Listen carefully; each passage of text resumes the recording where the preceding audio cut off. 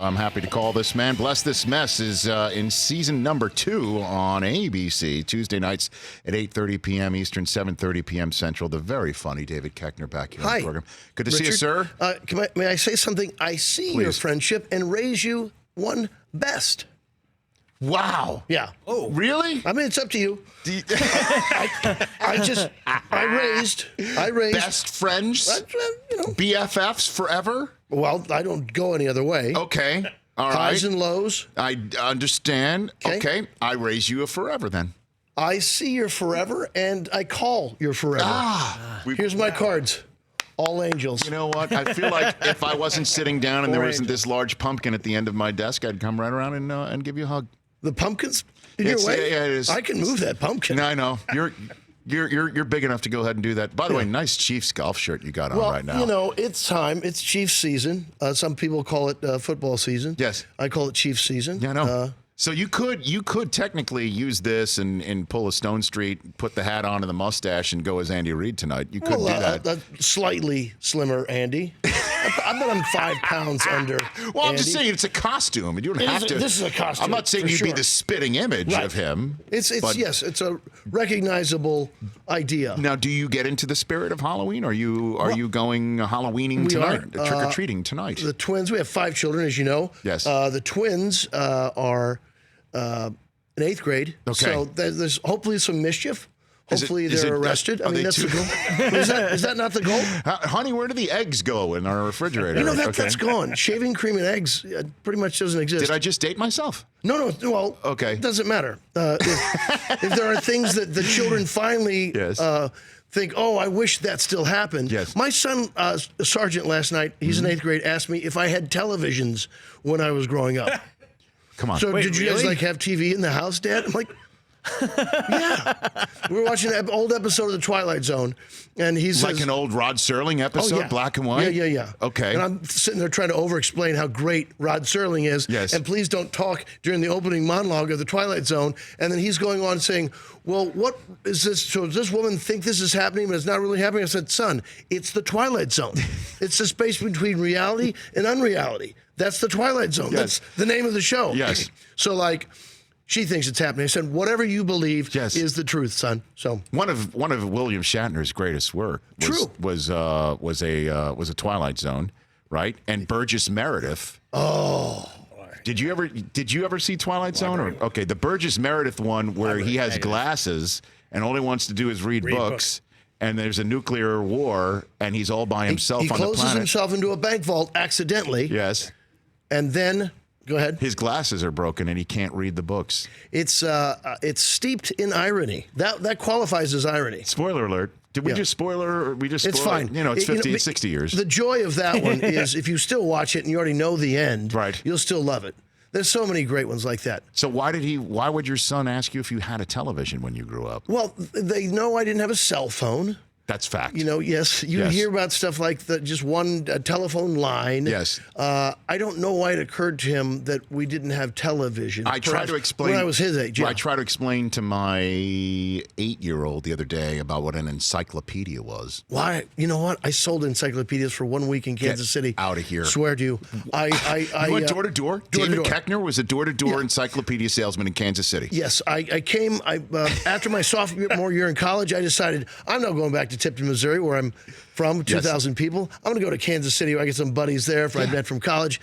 My dad said, okay, well, you have to have X number of dollars saved before you go back to school. Yes. Because I'm not just, paying for everything. So I had a series of jobs, one selling cable, one selling encyclopedias, one selling Circus Delight ice cream, none of which panned out. I just had job after job. How many encyclopedias did you sell? None. 0. There was a 10-page script. You had to go into people's houses, and it was a takeaway script. Yes. Do you believe education is important? Yes, of course I do. Great. So do I. It was just page after page of that. It's a takeaway. Well, I'm not sure you're really committed to your children if you don't believe blah, blah, blah, blah. We used to get dropped off in the neighborhoods at like 10:45 at night. Yeah. And ring the bell? Ring the bells. We had cops called on us. I'm like, I don't think this job is the right one. Well, David, if not to top you, as you topped me at the very beginning of this conversation. Friends. There's no topping. Forever. There's only communion. Okay, yes? so This is my favorite story, by the way. One of my first jobs I ever had was cold calling Brooklyn and Staten Island residents for the New York Post at Saturday morning, 8 a.m. And the language I heard, it's not even safe for certain types of work. I could not, and I would sell eventually the newspaper to people who hardly spoke English, and it was terrible. I thought they had to take it. I don't even think they knew what the hell the New York Post was. Right. But I mean, at 8 in the morning on a Saturday, just call people up. You know, do you subscribe to the New York Post? No, I do not. Like, what would you like? I mean, it was terrible, man. Oh my gosh! And then halfway after a minute, they're like, "Who is this? I know. What? What? Do you remember the pitch at all?" Oh, it was just, I mean, how would you like to get the most New York or something stupid like that? But at 8 a.m., a lot of people don't pick up. No. Or if they do, they're just really... They're not interested in subscribing to a newspaper. Confused and then irate. So you didn't even get close to selling an encyclopedia? No, not even close. I mean, even with that opening line of, do you care about education? Is education, you know what, I'll tell you this. I only memorized the first page. So had I gotten to a sale, I would not have known what to do. David Koechner here on the Rich Eisen Show. So are you dressing up then tonight? Tonight, I would probably wear a mask. That's it? Well, yeah. That's it? You're just going to wear a mask? I'm mostly, security.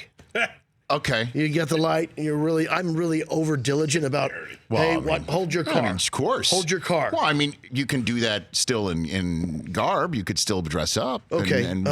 Because I'm going trick-or-treating tonight. Are you going to dress up? I am. Do you watch the Great British Bake Show? I don't. And that's where the friendship ended. I know. Well, you know what? That doesn't mean the end of a friendship. By the way, that was my opening line to sell the New York Post. Oh, click. No. Do you watch the British Bake Show?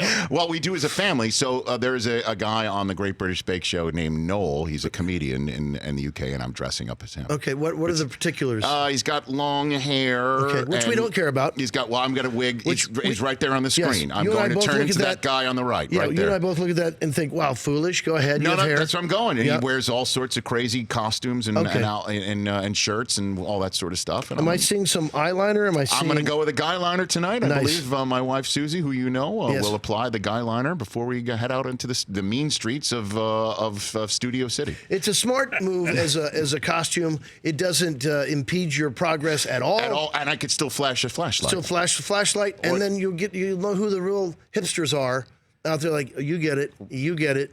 They'll go, no, yep, extra large candy bar. Yes. Maybe nothing for the kids. In honor of you, though, I'm going right now. As a member of Big Slick Society. I just put my Big Slick hat on right here that I got many moons ago for your fantastic charity for Children's Mercy Hospital there in Kansas City. Always a treat to see you there. You can donate all year long. No, you and Stone Street and Rudd and Riggle and Sudeikis, yep. You all get together and you raised over $2 million this year alone. We moved to the Sprint Center. Unbelievable. Yeah. We almost canceled the whole thing because you couldn't make it this year. We nearly did. I don't put any pressure on you. No. But I was able to say, no. Yes. You leave Rich out of this. Yes. I mean, this was hours of arguing. It was because again, that's the BFF thing right there. You know I got you. You almost stopped the whole fundraising process. Yeah. But you've done this for 10 years now. 10, yeah. We're 10, we're going 11 this year. We are going 11, right? Yeah. Okay, we're back. The whole thing's, you're going to run it back. You're going to be at the Sprint Center in front of, you had 10,000 people there last time, something along those lines? Sure, we'll say 10. Ish. Maybe 6. Okay, 6-ish. Yeah. Okay. Yeah. Yeah, I like to enhance. And I like it too. That is amazing. And you've raised how much over the over lifetime those of years? It's over 10 million. David, that is truly unbelievable. It's pretty good. And it's a family affair. Everybody's folks and families involved. And it's fun, though, isn't it? It's amazing. As a fundraiser, and you've been to hundreds. Yes.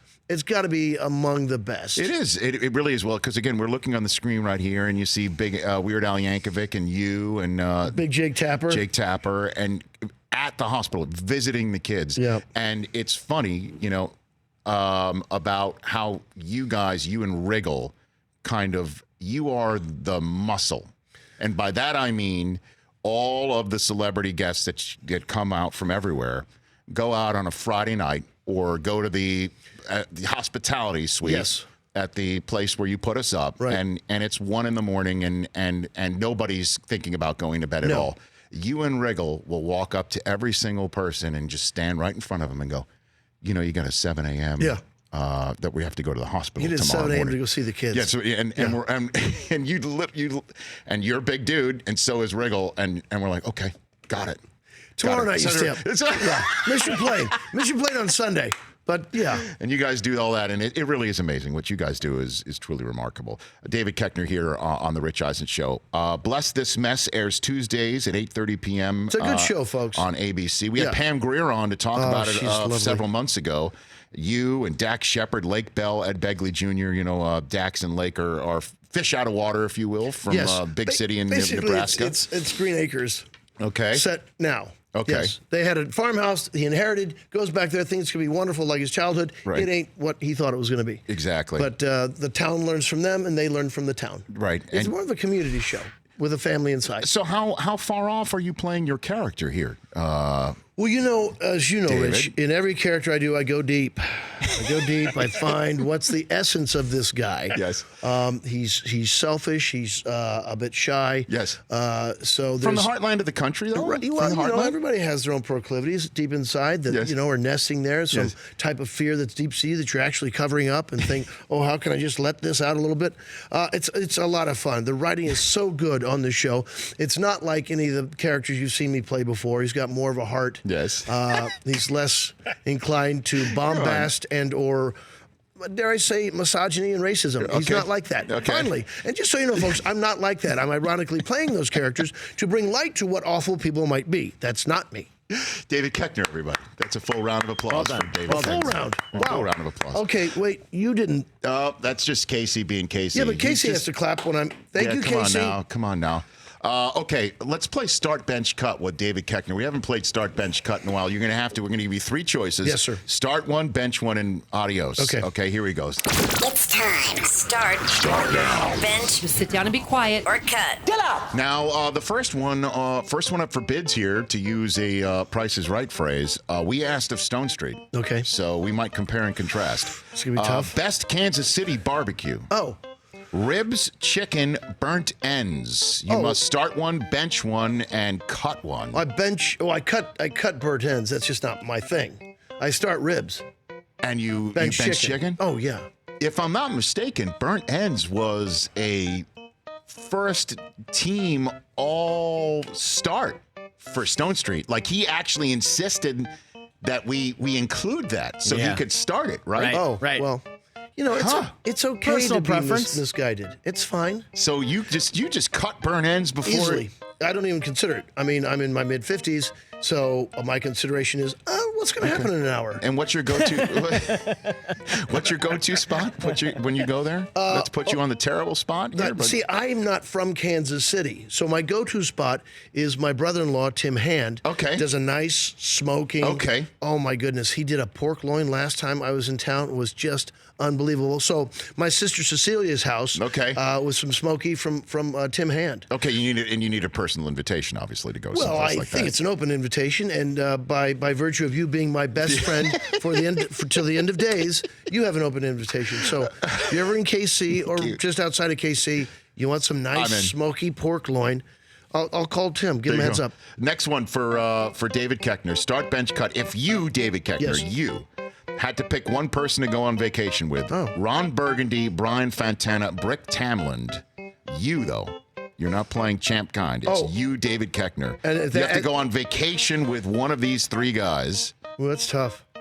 Burgundy, Fantana, or Tamland. Who would it be? I think Burgundy, because he's going to get you the most range of free stuff and insistence on best everything, best restaurants. Whether they're going to even know who he is or not, he's going to say, we'll take the presidential suite.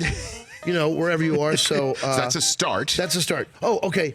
Oh, boy, I have to get rid of 2 people. No, you got to just get rid of one. You can bench another one. That's really hard.